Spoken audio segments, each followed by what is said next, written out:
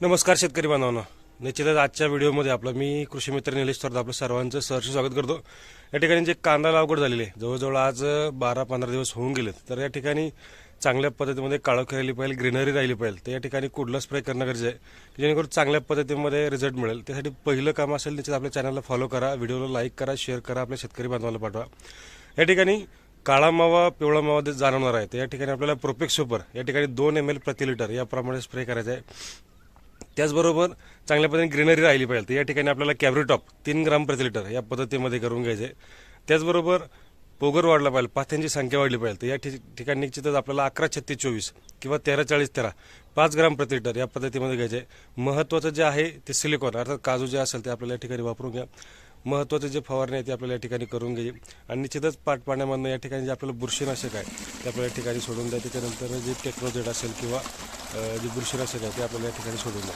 निश्चितच ही माहिती आवडली असेल तर व्हिडिओला लाईक करा, शेअर करा, आपल्या शेतकरी बांधवांना पाठवा. धन्यवाद.